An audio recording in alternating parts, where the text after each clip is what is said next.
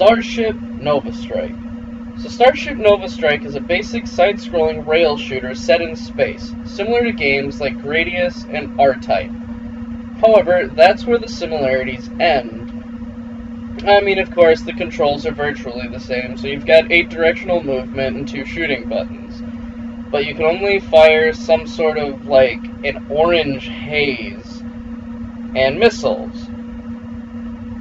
Now, both shots move in a straight line, and neither have any kind of limitations, meaning that you can just continue firing off missiles, which are apparently more powerful, although you never really get to know in this particular game, because most enemies die while they're off-screen or at random. The enemy ships fire the same shots, but with different colors, so instead of an orange haze, they've got a red haze, and their missiles are blue. You start with 6 shields.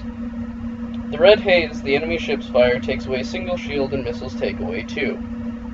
You get 1 hit after your shields disappear, however, your hitbox stays the same, making precise movements a problem. Meaning that your hitbox will stay a large square around your ship, and you'll take hits even though it clearly looks like you will dodge the shot.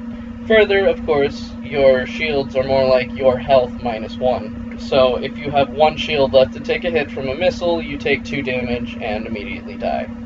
So as far as gameplay goes, I'm going to give this game a 4 out of 10. On to plot. This game has no plot, so I'm going to go ahead and give it a grade similar to that of undead creatures in Dungeons & Dragons that have no constitution score. So as far as plot goes, I'm going to go ahead and give this game no score. Now, on to presentation. Now, presentation is where this game's greatest transgressions lie. So, let's go ahead and go from most acceptable to least acceptable.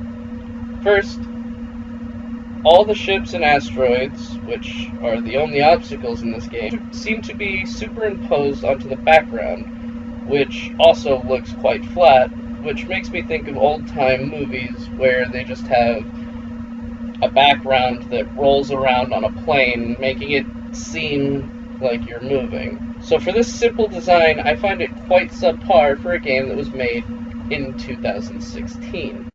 Now that's what is most acceptable about this game's presentation. So the second is what is least acceptable. Every obstacle in this game, the asteroids, the enemy ships, even the haze and missiles that the enemy ships fire, disappear at random, without warning.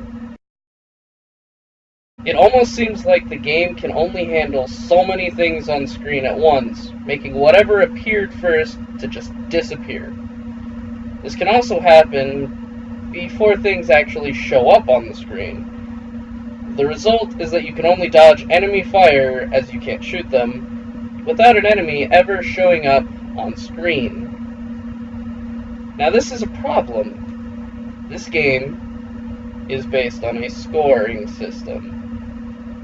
The only real goal in this game is to obtain a high score. Now when everything that actually allows you to increase your score just disappears before you can even see them, that makes it very difficult for you to obtain those oh-so-precious points.